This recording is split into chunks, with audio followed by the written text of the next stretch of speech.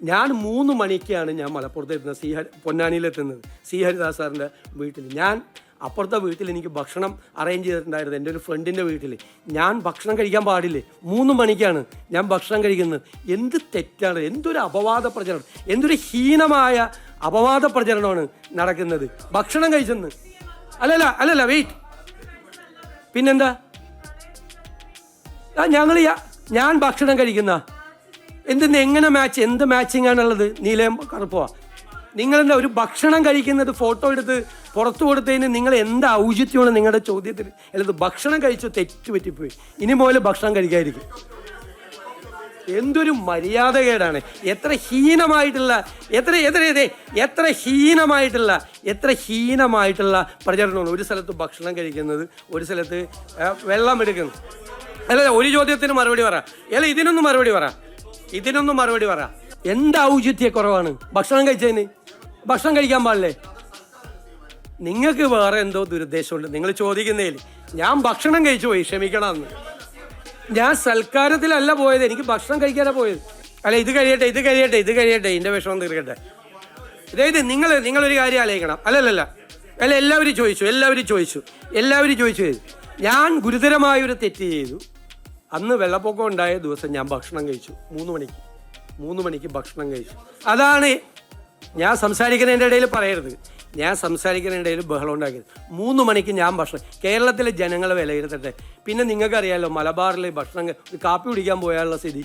മലബാറിൽ ഏതെങ്കിലും വീട്ടിലൊരു കാപ്പി കുടി, അവർ ഈ വെള്ളപ്പൊക്കം എന്ന് പറഞ്ഞിട്ടല്ല, ഞാനൊന്ന് വരുമെന്ന് പറഞ്ഞു, ഞാനൊന്ന് ഹരിദാസേട്ടൻ്റെ വീട്ടിൽ പോകുമെന്ന് പറഞ്ഞു. അപ്പോൾ അടുത്ത വീട്ടിൽ ഭക്ഷണം കഴിക്കണമെന്ന് പറഞ്ഞു. ആ വീട്ടുകാർ മുഴുവൻ ഭക്ഷണം കഴിക്കാതെ 3 മണി വരെ എന്നെ കാത്തിരിക്കുക. ഞാൻ 3 മണിക്കാണ് എത്തിയത്. ഇതിൻ്റെ താമസവും കാര്യങ്ങളും ഓൺ ദ വേയിൽ മുഴുവൻ എല്ലാവരുമായിട്ട് ബന്ധപ്പെട്ടുകൊണ്ട് കംപ്ലീറ്റ് ഇരിക്കുകയാണ്. പിന്നീട് മലബാറിലായിരിക്കും പ്രശ്നം എന്ന് പറഞ്ഞു. മലബാറിലെ കളക്ടർമാരെ മുഴുവൻ എല്ലാ ഉദ്യോഗസ്ഥന്മാരെ ബന്ധപ്പെട്ടുകൊണ്ട് നിങ്ങൾക്കൊന്നും പറയാനില്ലാത്തത് കൊണ്ട് നിങ്ങൾ ഒരാൾ മുഖ്യമന്ത്രിക്ക് ഭക്ഷണം കഴിക്കാൻ പാടില്ല എന്ന് എനിക്ക് ഇപ്പോഴാണ് മനസ്സിലായത്. അത് കഴിഞ്ഞല്ല, മറ്റത് കഴിഞ്ഞല്ല. നിങ്ങൾ ആദ്യം അല്ലല്ല നിക്ക് നിങ്ങളൊന്ന് അല്ലല്ല, അങ്ങ് ദേശാഭിമാനി എന്ന് വന്നിട്ട് ആദ്യം മുതൽ അവസാനം വരെ ഇങ്ങനെ ചോദിച്ചുകൊണ്ടിരിക്കുകയല്ലേ. ഇനിയില്ല, അങ്ങേക്ക് മറുപടിയില്ല, വേറെ ആരെങ്കിലും ചോദിച്ചു. പ്രതിപക്ഷ നേതാവ് അത് പറയുമല്ലോ. പ്രതിപക്ഷ എന്ത് അനാസ്ഥയാണ് ഉണ്ടായിരിക്കുന്നത്. എവിടെയെങ്കിലും ഏതെങ്കിലും ഒരു ക്യാമ്പിലോ ഒരു റെസ്ക്യൂ ഓപ്പറേഷനിലോ എവിടെയെങ്കിലും എന്ത് വീഴ്ച ഉണ്ടായിട്ടുണ്ടോ? അവിടെ ഏരിയ സെക്രട്ടറിയെ കൊണ്ട് സ്വന്തം പേര് പൊക്കി പറയിപ്പിക്കാൻ വേണ്ടി നടത്തിയ ശ്രമമൊന്നും ഞങ്ങൾ നടത്തിയിട്ടില്ല. ഞങ്ങളൊക്കെ ഇതിനേക്കാൾ വലിയ ഫ്ലഡ് കണ്ടവരാണ്. കേരളത്തിലെ ഏറ്റവും വലിയ ഫ്ലഡ് കണ്ടവനാണ് ഞാൻ. 75,000 പേരെ ക്യാമ്പിൽ എൻ്റെ നിയോജകമണ്ഡലത്തിലും അത്രയും പേരെ നിയോജകമണ്ഡലത്തിന് പുറത്തും ക്യാമ്പിൽ താമസിപ്പിച്ച ആളാണ്. ആദ്യത്തെ 3 ദിവസം 1 മണി അരി പോലും വരാതെ എറണാകുളത്തെയും കൊടുങ്ങല്ലൂരിലെയും മാർക്കറ്റിൽ നിന്ന് കടം മേടിച്ച് സാധനങ്ങൾ കൊടുത്ത ആളാണ് ഞാൻ.